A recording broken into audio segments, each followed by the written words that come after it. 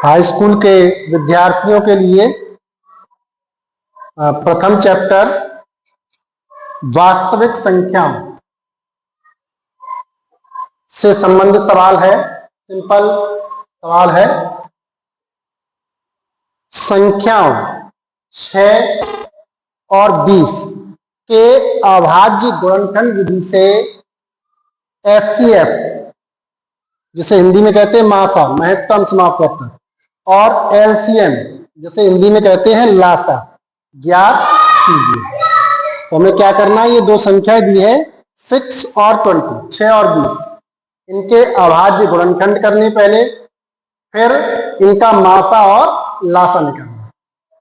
तो दोनों संख्या के फैक्टर करेंगे। पहली संख्या लेंगे 6, इंग्लिश में फैक्टर कहते हैं, हिंदी में कहते हैं गुणनखंड।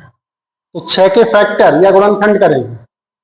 अगर गुणनखंड करने में आपको समस्या आए तो रफ्ता कर लीजिए। 6 इसके हम फैक्टर कर रहे हैं, इसमें 2 से डिवाइड करेंगे, इसको 2 से 6 को डिवाइड करेंगे, 2 3 या 6 3 बार, फिर 3 से 3 को डिवाइड करेंगे 1 बार। तो 6 के फैक्टर आ गए 2 और 3, तो 6 को लिख सकते हैं 2 गुणा 3।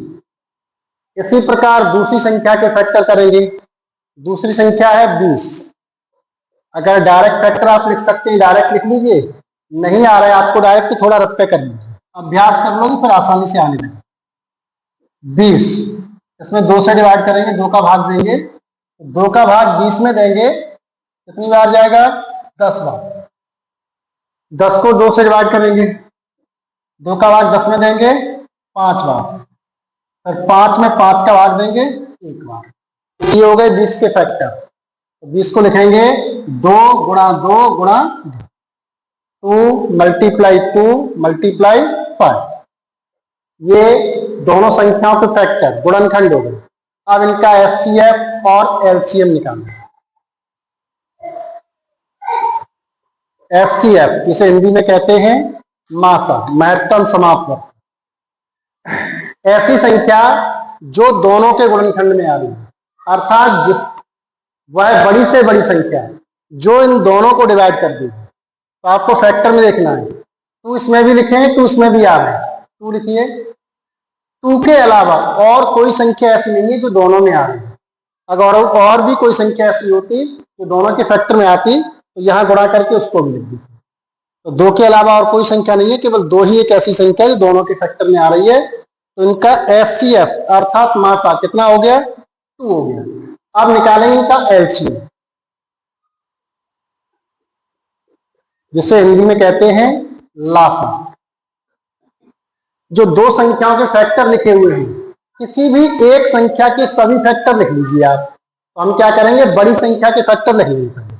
बड़ी संख्या 20 है, इसके फैक्टर ये लिखे हुए हैं 2 गुणा 2 गुणा 5। 20 के सभी फैक्टर लिख लिए। अब आइए 6 के फैक्टर ये लिखेंगे। आगे क्या लिखा है, 2 इसमें आ रहे हैं, संख्या आ रही है तो नहीं लिखेंगे, ठीक है।